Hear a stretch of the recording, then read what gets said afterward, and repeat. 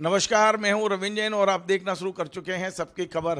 भोपाल शहर में एक ऐसी खबर मिल रही है जिससे शहरवासी काफ़ी परेशान हैं। खबर यह है कि भोपाल में 29,000 पेड़ों की बलि दी जा सकती है, उन्हें काटा जा सकता है और ये पेड़ बहुत पुराने पेड़ हैं। और ये जो पूरा इलाका है भोपाल का, जिसे अब भोपाल की एक तरह से श्वास कहा जाता है, लंग्स कहा जाता है, और वो है तुलसी नगर और शिवाजी नगर। इस पूरे इलाके में भोपाल के सरकारी क्वार्टर बने हुए हैं, यहाँ सरकारी अधिकारी रहते हैं, कर्मचारी रहते हैं। अधिकांश मकान सिंगल फ्लोर के हैं, तो निश्चित तौर पे यहाँ आबो हवा बहुत अच्छी है। लेकिन अब सरकार ने इस पूरे इलाके के ये मकान तोड़कर यहाँ सांसदों के लिए, विधायकों के लिए, मंत्रियों के लिए और ये सारे बंगले बनाने का निर्णय लिया है और इसका एक प्रेजेंटेशन हो चुका है। खबर ये आ रही है कि अब अगला प्रेजेंटेशन मुख्यमंत्री के सामने होगा और अंतिम निर्णय ले लिया जाएगा। संभवतः जिस तरह के संकेत मिल रहे हैं कि इस पूरे इलाके में कुछ पार्ट पर निर्माण कार्य होगा और कुछ बिल्डर को दे दिया जाएगा, जो उसे बेचकर अपना जो खर्चा होगा बनाने का वो निकालेंगे। लेकिन इससे भोपाल के लोग बहुत चिंतित हैं, क्योंकि भोपाल का ये जो नए भोपाल का इलाका है, जिसके शिल्पी माने जाते हैं उस समय के आईएएस अधिकारी एम.एन. बुश साहब, वो अपने जीवन काल में एक संगठन बना के गए थे जिससे भोपाल के जो तमाम सारी चीज़ें हैं जिसकी रक्षा हो सके, तालाब की रक्षा हो सके, पर्यावरण की रक्षा हो सके, इस शहर के हितों की रक्षा हो सके, उन्होंने वो बनाया था भोपाल सिटीजन फोरम। और भोपाल सिटीजन फोरम से जुड़े हुए हैं मध्य प्रदेश के बहुत सीनियर आईपीएस अधिकारी अरुण गुट्टू साहब।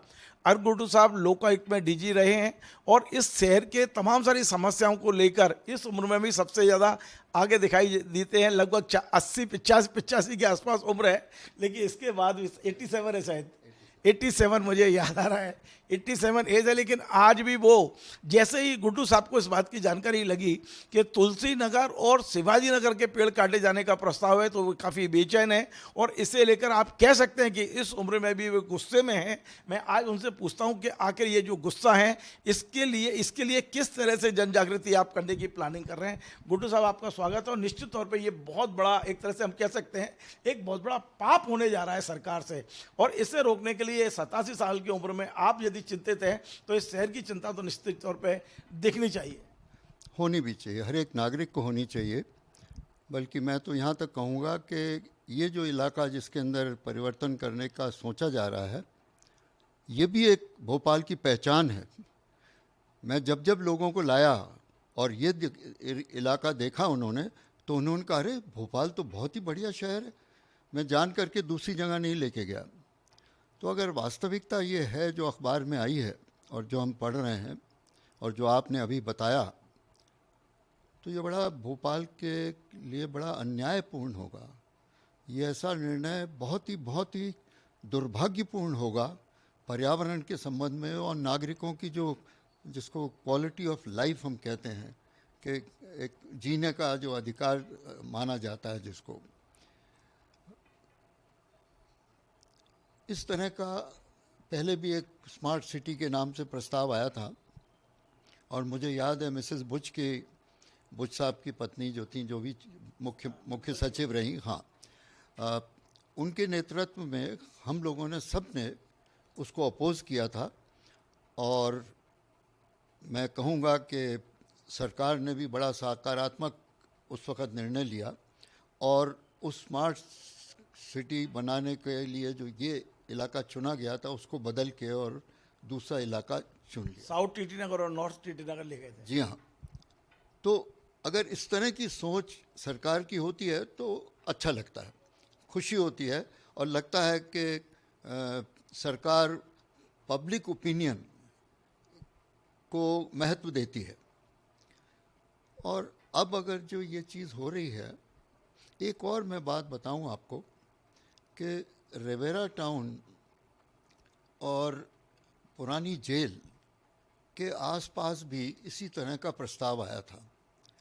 उस वक़्त हमने लिखित में ये सुझाव भेजा था कि जो पुराने रेस्ट हाउस बने हुए हैं एमएलएस के, उन्हीं को आप, वो पुराने हो गए हैं मैं मानता हूँ, उनको एक एक करके ब्लॉक वाइज तोड़ के और उसके ऊपर एक मल्टी स्टोरेज बनाएं जिसमें अच्छा रहने का उनके लोग रुकने की व्यवस्था हो उनके लिए। पर इतने हज़ारों पेड़ काट के जो एक ऐसा क्षेत्र जो भोपाल की पहचान है उसको डिस्ट्रॉय करके, और एमएलए एमपीज़ के लिए तो ये तो ऐसा लगेगा कि सरकार मन मर्जी कर रही है। जो सरकार अपने लिए, अपने ही लोगों के लिए जो करना चाहती है वो कर रही है, तो ऐसा नहीं होना चाहिए, इसमें कोई दो राय नहीं है। मैं उम्मीद करता हूँ कि जब सीएम के सामने ये प्रेजेंटेशन होगा तो सीएम इसको नाकार देंगे, बिल्कुल नाकार देंगे। डॉक्टर साहब, आपको लगभग आधा जीवन भोपाल में हो गया, करीब आधे जीवन से ज़्यादा आपने भोपाल में जिया है। भोपाल में आपने पहले का तापमान भी देखा होगा और इस बार भी आपने देखा होगा। आपको लगता है कि करीब हम 6-7 डिग्री ज़्यादा बढ़ गए हैं गर्मी में, और ये तापमान से यदि हम 2 डिग्री और बढ़ते हैं तो दिमाग का पानी सूखने लगेगा। अभी भी इस साल भी हुआ है कि पक्षी गर्मी के कारण से पेड़ों से गिर गिर के दम तोड़ते हुए हमने अपनी आंखों से देखा है। इसी तरह से क्या यदि हम नहीं सुधरे, हमने पेड़ों को नहीं बचाया, तो क्या चलता हुआ आदमी सड़क पे गिर के नहीं मरेगा? ये तो आपका कहना बिल्कुल सही है कि ये जो क्लाइमेट चेंज जिसको हम कह रहे हैं वो इसी तरह के निर्णयों से आ रहा है। हमने बेंगलोर का देखा, हमने चेन्नई का देखा, और दूसरी देशों के अंदर भी हम देख रहे हैं। तो यही जो छोटे छोटे से निर्णय हैं यही बड़े महत्वपूर्ण हो जाते हैं क्लाइमेट चेंज के अंदर लाने के लिए। उसके अंदर चाहे पानी की कमी कर लीजिए, चाहे वो टेम्परेचर राइज कर लीजिए, चाहे बीमारियों का फैलना कह लीजिए, ये सारी चीज़ें उसी से जुड़ी हुई हैं। तो इसीलिए मैंने कहा कि मैं उम्मीद करता हूँ कि सीएम इसको नाकार देंगे, बिल्कुल नाकारना चाहिए और नाकार देंगे, ऐसी मेरी उम्मीद है। डॉक्टर साहब, मुझे याद है जिस दिन मैडम बुश विरोध कर रही थी स्मार्ट सिटी का, मैंने उनसे एक सवाल पूछा था कि यदि आपके विरोध को इग्नोर किया गया और फिर भी पेड़ काटे गए तो आप क्या करेंगी? तो उन्होंने कहा था कि मैं उनसे लिपट जाऊंगी, जब पेड़ काटने आएंगे तो मैं खुद लिपट जाऊंगी। आपको लगता है कि यदि आपकी बात मानते हैं तो बहुत अच्छी बात है, यदि मान लीजिए आप सबकी बात नहीं मानते, ये शहर के लोगों की बात नहीं मानी जाती है, ऐसी स्थिति में आप शहरवासियों के पास क्या विकल्प बचेगा? देखिए, फिर एक तो विकल्प जैसे कहा कि एजिटेशन किया जाए, पर उम्मीद करता हूं कि एजिटेशन की नौबत नहीं आएगी। दूसरा, हम लोगों के पास नेशनल ग्रीन ट्राइब्यूनल भी है। अभी अगर आपने याद हो आपको तो हम प्रोफेसर कॉलोनी को लेके गए थे और बड़ा सकारात्मक ग्रीन ट्राइब्यूनल ने जजमेंट दिया, और इसी तरह से हमारे पास हाई कोर्ट भी है। फिर मजबूर अगर ऐसा हुआ, सरकार ने मजबूर किया, तो हो सकता है कि हम लोग इन फोरम्स का शरण लें। तो शासन लेवल पे फिलहाल बात होगी, लेकिन एक ये भी है ना कि जब भी विपक्ष में रहते हैं तो बड़ी पर्यावरण की बात करते हैं, सत्ता में आने के बाद अब इतने प्रस्ताव आए हुए, आज 48 घंटे हो गए, शासन की ओर से कोई भी जिम्मेदार व्यक्ति ने ये नहीं कहा कि नहीं इस पर विचार ही नहीं होना चाहिए। और कैलाश जी विजयवर्गीय जैसे एक जिम्मेदार मंत्री हैं इस विभाग के, जो इंदौर में कल अभी 2 दिन पहले पर्यावरण दिवस पर लाखों पेड़ लगा रहे थे वो। तो ये होता क्या है कि आप 10 पेड़ लगाते हैं और 100 काटने की बात करते हैं। ये तो ऐसा हो गया राजनीति में कि आपकी चड्डी उतार ली और पगड़ी पहना दी आपको। ये खेल कब तक चलेगा राजनीति में? जो पेड़ हैं उन्हें बचाया जाना चाहिए और नए पेड़ लगाने पर विचार करना चाहिए, लेकिन आप काटते हैं और कागजों पे लिखवा लेते हैं एक की जगह 10 लगाए जाएंगे, लेकिन जो लगाए जाते हैं वो कभी दिखते नहीं हैं। आपका कहना ठीक है कि ऐसा, मैं फिर वही कहूँगा कि ऐसा निर्णय लिया जाना दुर्भाग्यपूर्ण है और भोपाल के लिए बहुत बड़ा अन्याय हो जाएगा। मतलब आपके पास यही विकल्प है कि पहले आप सरकार से निवेदन करेंगे और नहीं तो फिर कोर्ट के दरवाजे खुले हैं? जी हाँ, एनजीटी है, कोर्ट, हाई कोर्ट है, उसके अंदर जाना पड़ेगा अगर मजबूर होंगे तो। बहुत बहुत धन्यवाद। तो आप थे अरुण गुड्डू साहब, बहुत सीनियर आईपीएस अधिकारी हैं। 20 साल पहले, 20 साल से भी ज़्यादा हो गए जब लोकायुक्त में डीजी हुआ करते थे।